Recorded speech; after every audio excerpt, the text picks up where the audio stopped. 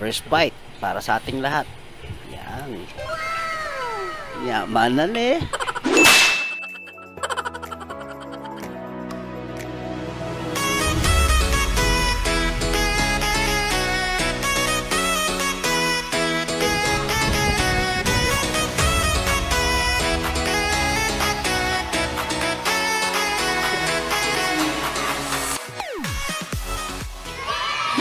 Yo, what's up? Okay, si Lord Mark to, Ink Factory. So ngayon guys, magluto tayo ulit, okay? So ngayon, ang lulutuin natin is very basic, okay? So medyo malapit-lapit ito doon sa ating ginawa last time, yung pesang bangus. So ito is seafood din naman. Ang gagawin natin is yung ginisang tahong, okay? Na may sabaw. Hindi ko kasi alam kung ano talagang tawag doon eh. So kung alam niyo po yung tawag doon sa lutong ito, paki-comment naman sa ibaba, okay, para at least malaman na natin kung ano ba talaga yung naka-standard na tawagan sa ganitong klaseng pagluluto ng tahong, okay? Tara guys, samahan nyo. So ayun guys, so piniprepare lang natin ngayon yung ating ingredient, tapos mamaya lulutuin na natin, okay, step by step, para at least kahit pa paano makasunod naman kayo. Again guys, okay, kung alam nyo itong ulam na ito, paki-comment naman sa ibaba kung ano yung talagang pangalan niya officially, okay? So ito guys, itong ginagawa nating video is not intended para sa mga, of course, very professional na pagdating sa pagluluto. Ito po ay ginagawa natin para sa mga kagaya namin hindi pa marunong magluto talaga, para at least kahit papano makapag-umpisa naman magluto, okay? So guys, tara! So ihanda na natin ang ating mga sangkap. Bali meron tayong bawang, sibuyas, dahon ng sibuyas, kamatis, meron din naman tayong luya, siling green, at ang napakasustansyang dahon ng malunggay, okay? At syempre meron naman tayong tahong. Mga nasa 1.5 kilong tahong po yung ating binili. Murang-mura lang yan guys, mga nasa 90 lang ang kilo ngayon ng ating tahong. Okay, so ayan na guys. So ngayon naman, ang ating ihahanda naman ay yung ating lulutuan, okay? So kailangan natin maghanap ng kaldero dahil masabaw po ang ating gagawin sa ngayon para mas maraming makakakain. At the same time, umabot na rin sa ating mga alagang hayop, okay? Siya nga pala, meron tayong naihabol na pinagugasan ng bigas. Yan, para malinamnam siya. Okay, so sunod naman, sindihan na natin yung ating kalan. Yan, para unti-unti nang uminit yung ating kaldero. Okay?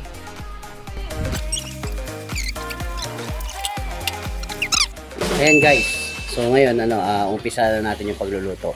Bali, magigisa muna tayo. Okay, very basic yun. Magigisa muna tayo ng ating bawang, sibuyas, at yung luya, pati na rin yung, yung kamatis para maluto na maigi. Ayan, so kapag mainit na yung ating kaldero, lagyan na natin ng ating mantika. Hayaan lang natin uminit yung mantika guys. Ayan, so kung napansin mo pwede na yung mantika natin, mainit na, ilagay mo na yung bawang. Okay, so una nating igigisa yung bawang at sasabayan na natin ang ating sibuyas. Okay, so halu-haluin lang natin yan guys para sigurado lang tayong maging luminous na yung ating sibuyas. Pag siguradong ayos na yung ating pagkakagisa, ihalo na natin yung ating kamatis. Ayan. So halu-haluin lang natin guys. Yan, medyo patatagalin natin ng konti para siguradong lutong-luto yung kamatis. Okay. Halu-haluin lang natin ng maigi para sigurado tayong manuot yung lasa ng bawat ingredients na pinagsama-sama natin. Ayan, so pwede na nating isunod yung ating luya. So papansin nyo guys, dinamihan natin yung luya para ma-overpower niya yung lansa ng ating tahong. So halu-haluin lang natin ulit ng mabuti para sigurado tayong infused talaga yung lasa at ang aroma ng bawat ingredients natin. So pwede na natin yan lagyan ng patis. Mga 2 sandok lang muna para sigurado lang maglasa yung ating ginisa, at mamaya naman ito adjust pa naman yan pag may sabaw na. Halu-haluin mo lang ulit. Maglagay na ng paminta, mga 1 kutsarita. O depende naman yan sa panlasa ninyo, syempre. Maglagay din naman ng betchin. Halo-haluin lang natin ulit. At syempre, ayan, ilalagay na natin yung ating mga tahong. Okay, dahan-dahan lang natin ilalagay yan. Haluin natin mabuti para pumasok naman ngayon yung lasa ng ating ginisa doon sa ating tahong. Kung sa palagay mo okay na at pumasok na yung lasa ng ating ginisa sa tahong, pwede na nating ihalo yung pinaghugasan ng bigas. Okay? Ayan. Ito kasi guys nakakadagdag sa linamnam ng luto.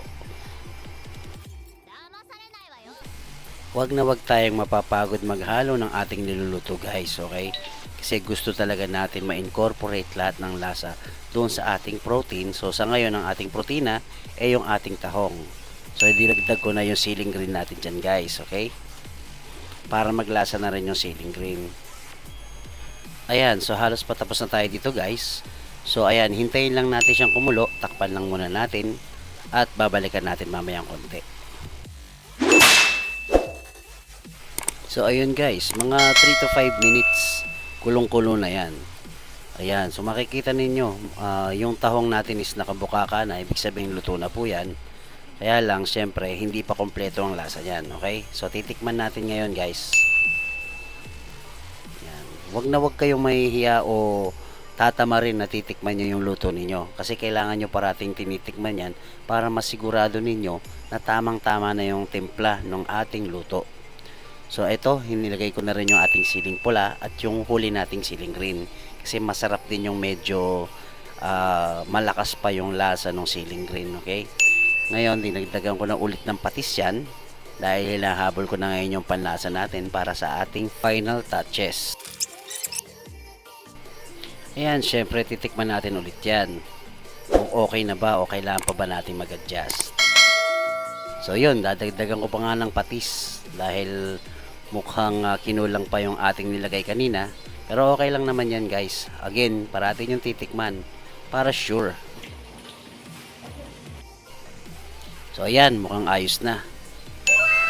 Okay, pwede na yan. So painitin lang natin ng konti, pakuluin para sigurado tayong maluto yung huling ingredients na dinagdag natin, which is yung patis. Ayan, so mukhang pwede na yan. Makita nyo naman, talagang pasok na yung lasa ng ating mga ingredients doon sa ating protina. So ayan nga guys yung tahong. Okay, so okay na yan guys. So at this point, pwede na nating ilagay yung ating malunggay. So pinatay ko na pala yung dyan, yung ating apoy para yung sariling init na lang niya ang siyang magluto sa malunggay, okay? Kasi ako guys, mas gusto ko nang may konti pang lutong yung ating malunggay. So guys, sisiguraduhin nyo lang na malinis yung ating pagkakahugas ng malunggay ha, kasi sobrang liliit po niyan.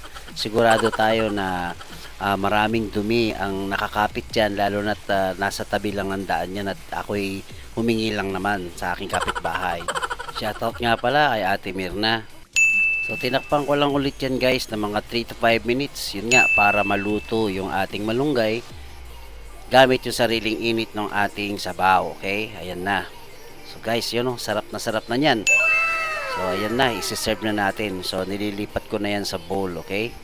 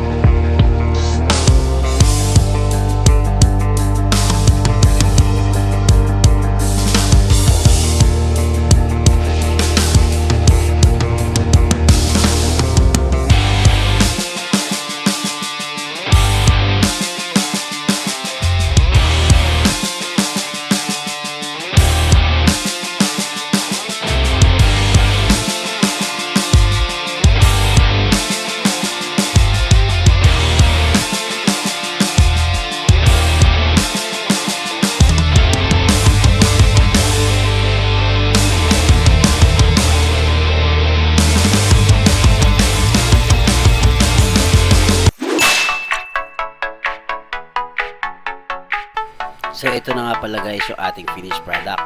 Ayan. Kita nyo naman, ang laki-laki ng laman ng tahong.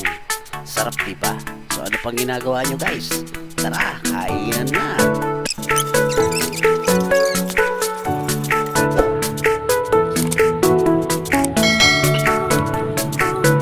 Siyempre, masarap yan, may sausawan. Ayan, naglagay ako ng sili dyan.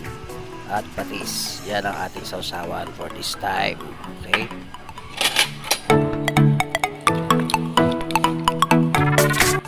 So, ayan. Tikman na natin. Siyempre, kukunin ko dyan yung malaking tahong. Ayan. Yan. Good. So, sasawsaw muna natin yan sa patis. Natural. Ayan. Siyempre, lagyan natin ng sili. Yun. Ay, naku, nalaglag pa yung sili. Ayan. Solid yan, guys. First bite. Para sa ating lahat. Ayan.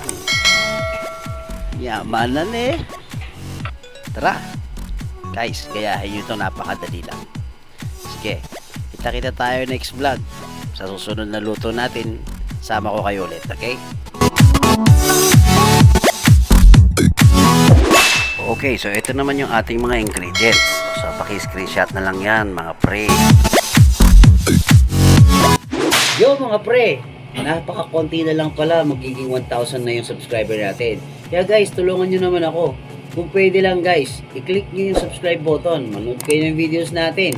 I-share ninyo sa mga kapwa ninyo, sa pamilya ninyo, sa mga kapatid ninyo. Kayo nang bahala guys. Ngayon guys, konting lambing lang. Sana naman maabot na natin yung ating 1,000 subscriber na pinapangarap. And of course guys, sa tulong ninyo, marami tayong matutulungan sa mga susunod nating videos. Okay? Kasi mas marami pa tayong plano para sa ating team. Okay, syempre, sa channel na ito, ikaw, ako, kung sino yung nasa loob ng ating channel, tayo po ay isang team. So, guys, inaasahan ko po yung tulong ninyo ha. Subscribe na, okay? Wait ko kayo. Salamat. Okay, shoutout portion naman tayo mga pre. Okay? Pag meron kayong mga gustong sabihin, mag-comment kayo, isa-shoutout ko po kayo para sa ating next video. Maraming salamat kay Ma'am Jem Toraray 5366. Yan, maraming salamat po. Kay Big Bop TV 7114, maraming salamat sir. Kay Fudge Works 333, maraming salamat sir. User GN6ZV 5TT3E, maraming salamat po. Ayan, kay Ant Kingdom PH 3485, maraming salamat sir. Kay Jolie Ponce de Leon 5963, very thank you ma'am. Another user HJ5WB5LB2Y, maraming salamat po. Joshua Villa Garcia, maraming salamat po. Gary DC 2038, maraming salamat sir. At lastly kay MC's Mundo 7596, maraming salamat po.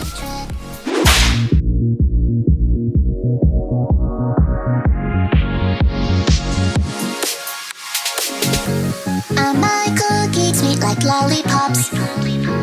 Fresh in the morning, welcome to my candy shop. Mirukurate flavors on your lips.